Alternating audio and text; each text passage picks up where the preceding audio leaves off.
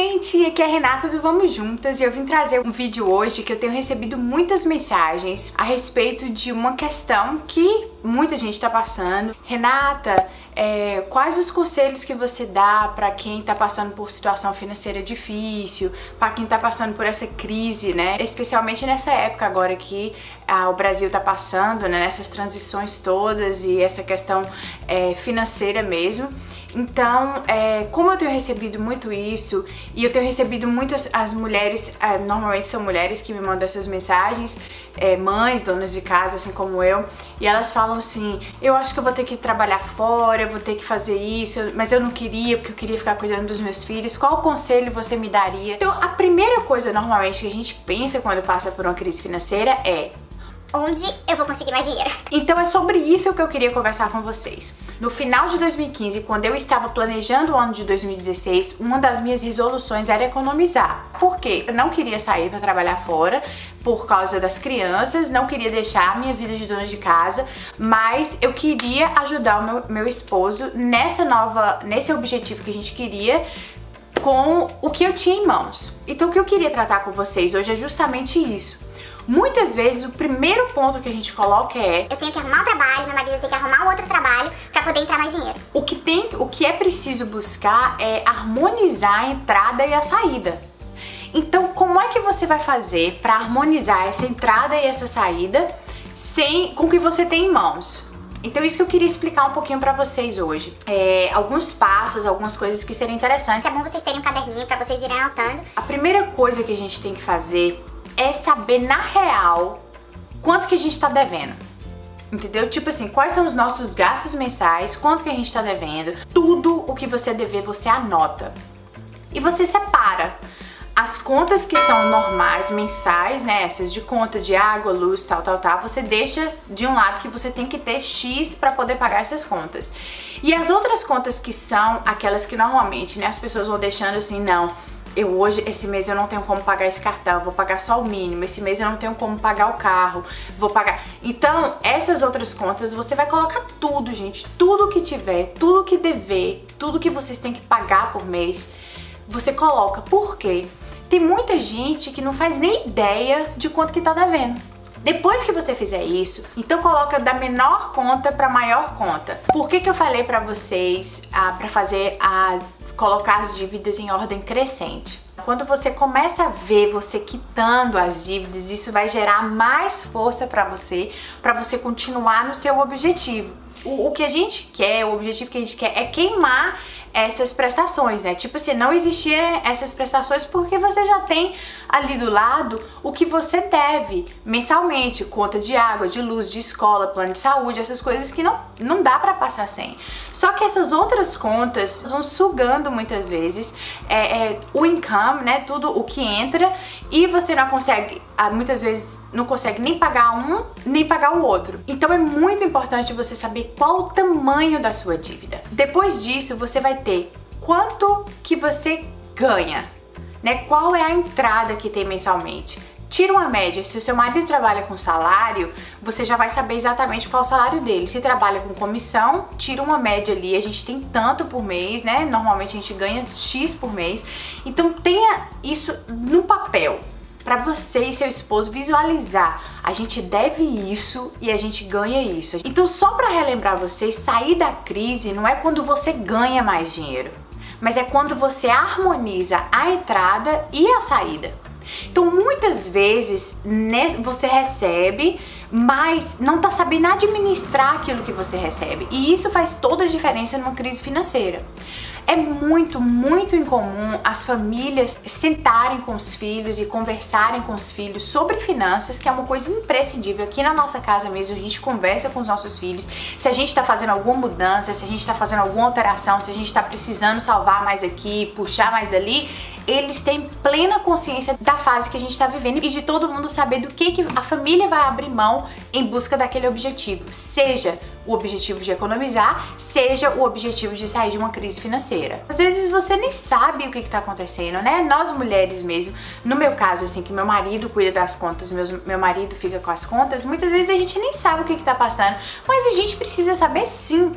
sabe? Então assim, graças a Deus aqui a gente tem essa cultura de todo mês a gente senta, a gente faz, a gente vê como tá precisando isso, tá precisando melhorar aqui, tá precisando melhorar ali.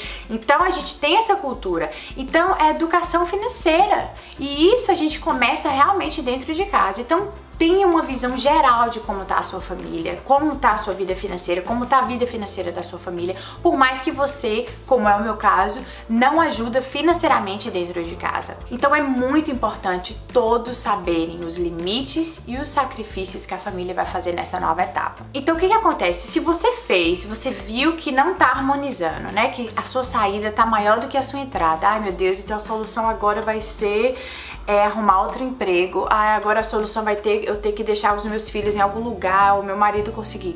Calma. Pensa e olha nas suas dívidas, se não tem uma dívida que tem, por exemplo, juros maiores que outros. Um exemplo, uma coisa que eu sei é que cartão de crédito no Brasil tem um juro altíssimo. Gente, para de usar cartão de crédito, sabe? Tipo assim, cartão de crédito não é dinheiro. Sabe, não é dinheiro, não é seu aquilo ali, você tem que pagar depois. Então tenta trabalhar com o que você tem, que é uma filosofia que a gente adotou na nossa casa, que é a melhor coisa. Se a gente tá querendo comprar um sofá, a gente junta, o sofá custa 1.000, vamos supor. A gente junta os 1.000 e vai lá e compra o sofá. Demora 5, 6, 10 meses, o que for. Junta e vai lá e compra à vista, porque a gente cai muito nessa tentação, são 5 vezes sem juros, aí não consegue pagar nessas 5 vezes, e os juros do 6º mês, o que vai acontecer? Então, por exemplo, se você tem muita dívida com cartão de crédito, e muitas famílias não tem nem só um cartão de crédito, tem 2, 3, o marido tem 3, a esposa tem mais 3, vê qual tenta readministrar a dívida. Entendeu? É um passo muito importante. Então, por exemplo, você sabe que eu não sei como estão as taxas de juros no Brasil, mas você tem, por exemplo, um cartão Visa e você tem um Mastercard. Então, o Mastercard tá com uma promoção que se você transfere, isso tem aqui nos Estados Unidos, se você transfere a sua dívida ou se você coloca alguma coisa, você pode pagar em 12 vezes sem juros. Então, tenta renegociar a sua dívida. Então, você vê que tem um cartão que o juros está altíssimo, você não vai ter como pagar, você não vai conseguir quitar ele já de cara, o ideal seria isso, mas você não vai ter como. Tenta transferir essa dívida para uma outra dívida que seja mais barata.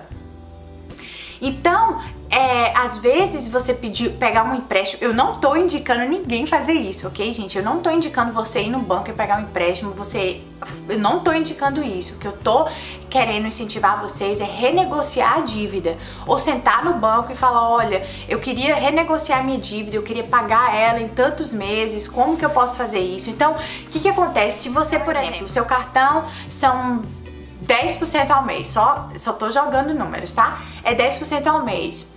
E o empréstimo pessoal é 7%.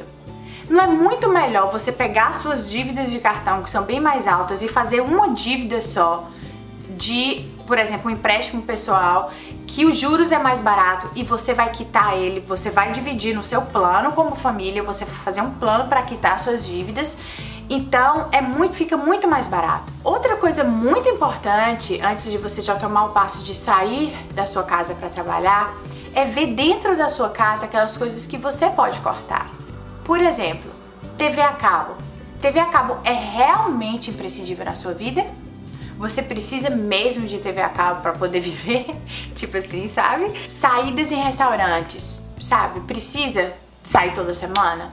Ou você pode marcar com seus filhos para saírem a cada um mês, a cada 2 meses. A pessoa que te ajuda na faxina, ela precisa ir toda semana? Ou você pode cortar? Outra coisa que é muito interessante fazer é você vender ou ver o que você pode fazer com um bem que deprecia. Por exemplo, o carro, que é um carro que você já quitou, que faltam pouquinhas prestações para você quitar. Pensa na possibilidade de você vender esse carro para você, né, quitar as outras dívidas e comprar um carro que é mais baratinho, um carro usado. Então, assim, peça estratégias para Deus, senta com seu esposo e veja dentro da sua família o que você pode fazer. Então, eu falo isso para vocês de experiência própria. Nós tínhamos o objetivo de economizar por uma coisa que a gente estava querendo como família, e nós, com mudanças simples, por ter sentado e por ter visto que custava pra gente sair todo final de semana bastante dinheiro, que outras coisas custavam bastante dinheiro, a gente conseguiu chegar no nosso objetivo e eu tenho certeza que você vai passar por essa crise, se você tiver sabedoria, se você administrar direito o que você tem em mãos, você vai conseguir passar por elas. Em muitos casos, ok, a pessoa precisa ir lá pra fora, precisa sair, mas faça isso se você é uma coisa que você não quer, não quer sair de casa para poder trabalhar, não quer arrumar outro emprego. Tenta usar o que tem em mãos, conheça, anote, pega caneta, lápis, anota, rabisca, risca, trabalha como família, entendeu? O que você pode fazer? Vai precisar ficar comprando sapato e roupa esse mês, todo mês? Não, entendeu? Então muda tudo e trabalha com o que você tem em mãos, que eu tenho certeza que o Senhor vai te honrar. Deixe as suas prioridades nos lugares certos. Aqui na nossa casa, para você pode parecer estranho, mas independente de crise financeira, independente de economizar, dízimo é a nossa prioridade. Então, assim, independente de estar passando por uma crise financeira ou querendo economizar, não é nosso. Então, 10% do que a gente ganha não é nosso. Então, tenha prioridades. A minha prioridade agora é o quê? Entendeu? A minha prioridade é fazer o quê? O que que eu quero? Então muitas vezes você não tá passando por uma crise financeira, mas você quer fazer uma viagem, você quer comprar alguma coisa que custa um valor muito alto. Então, senta como família, veja como família, participe isso para sua família, participe isso com seus filhos e eu tenho certeza que você vai colher bons frutos. Eu falo isso porque faz um ano, eu comecei em janeiro do ano passado as mudanças na minha casa.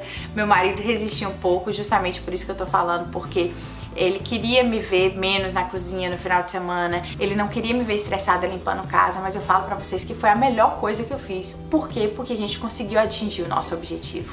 Então, eu tenho certeza que se você tiver sabedoria, se você for administrar direito o que Deus te dá, se você deixar de lado a vaidade, muitas vezes você vai conseguir sair dessa crise, você vai conseguir atingir os seus objetivos. Então, eu peço a Deus que abençoe vocês, que ilumine vocês, que direcione vocês, que esse vídeo sirva para alguma coisa na sua vida, na sua família, que eu receba as mensagens de vocês dizendo: hey, consegui passar aquela fase sem precisar sair de casa e tal. Então, cada casa é um caso, cada família é uma família, cada um tem uma história, cada um tem um objetivo de vida. E lembre-se que mesmo se você não estiver em crise, mesmo que esteja tudo tranquilo, lembre-se de guardar. Pra quê? Pra quando chegar um tempo de crise, você ter de onde tirar. Então, gente, eu espero que vocês gostem desse vídeo, que nós como mulheres tenhamos sabedoria para podermos administrar o nosso lar, administrar aquilo que Deus coloca nas nossas mãos, na certeza de que vai valer a pena. Então, eu espero que vocês sejam abençoados, eu espero que vocês consigam sair dessa fase difícil na fé e na certeza de que vai valer a pena, tá bom? Então, mudança de mentalidade, mudanças de atitudes, não só no papel, mas as atitudes têm que ser mudadas. Vida mais simples, você não precisa de tudo que você acha que você precisa. É isso que eu sempre falo pra mim. E nada paga a paz, nada paga deitar no travesseiro, dormir bem, dormir em paz, certo de que você não tem com o que se preocupar nesse sentido. Então, imprevistos acontecem, coisas na nossa vida acontecem, mas que a gente tenha sabedoria do Senhor para podermos passar por cada fase. Não ficar triste, mas antes eu podia fazer isso. Antes, agora é outro dia. Então, que a gente busque ser aprovado em cada fase, em cada etapa da nossa vida, tá bom? Então, esse é o recadinho que eu queria deixar pra vocês, mulheres. Que vocês sejam bem-sucedidas em tudo que vocês colocarem as mãos. Que Deus abençoe vocês. Um beijão. Fiquem com Deus e vamos juntar!